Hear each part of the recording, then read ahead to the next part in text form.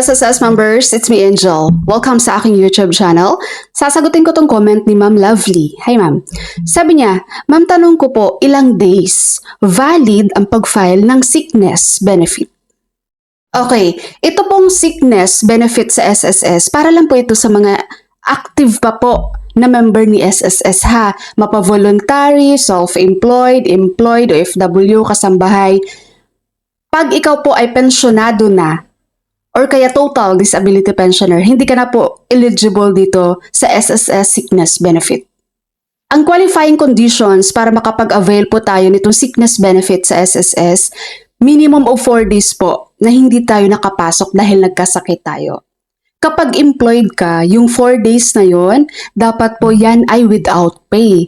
Pero kapag meron ka pang sick leave sa company na with pay, kumbaga yung 4 na araw na yon na absent ka dahil nagkasakit ka, ibayad naman ng company. So, hindi siya eligible guys dito sa SSS sickness.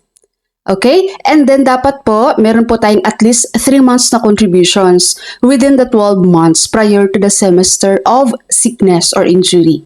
And ngayon naman, doon sa nag-comment no, sa tanong nyo kung ilang araw ba yung validity natin para makapag-submit tayo kay SSS ng sickness na kung saan hindi naman siya late filing. Kapag ikaw ay employed members, you have 5 days para mag-notify kay employer mo. Si employer mo naman, meron silang 5 days din para mag-notify sa SSS ng iyong sickness. So total of 10 days yan kapag employed. Calendar days to guys, hindi siya working day. So ibig sabihin, included po dito sa bilang ang Saturday and Sunday.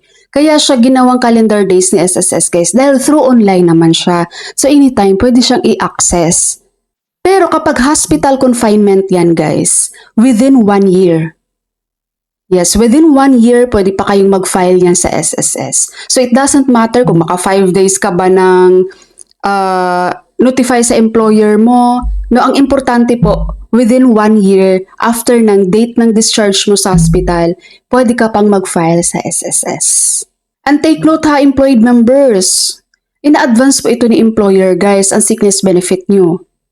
Tapos nire-reimburse na lang nila yan sa SSS. Kumbaga, di ba meron kang 5 days na mag-submit kay employer. Pag nag-submit ka na, ang gagawin naman ngayon ni employer ay mag-submit ng sickness notification kay SSS.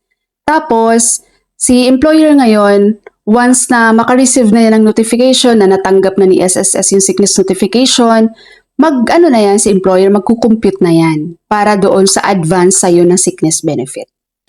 And then, once na na-receive mo na, ang gagawin naman ngayon ni employer, mag-submit na ng sickness reimbursement sa SSS.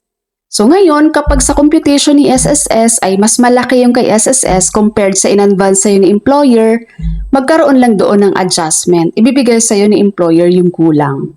Pero once naman na nagsobra si employer sa computation, nagsobra si employer doon sa binigay ng advance sa'yo compared sa computation ni SSS, sa binigay ni SSS, so magkakaroon lang din yun ng deduction sa'yo. Babawiin yung sobra. So ganun lang yun.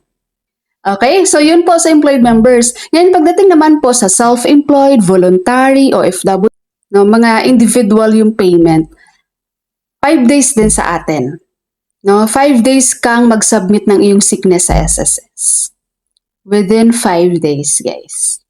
Diretso na yun kay SSS. Wala naman tayong employer di ba? So tayo, sa ating SSS online account, within 5 days, once na tayo nagkasakit, mag-submit na tayo ng sickness kay SSS. Pero pag yan naman ay hospital confinement, so ganun din, within 1 year from the date of discharge, pwede pa tayong mag-apply ng ating sickness sa SSS. Alright, so yun po ang filing ng sickness benefits sa SSS.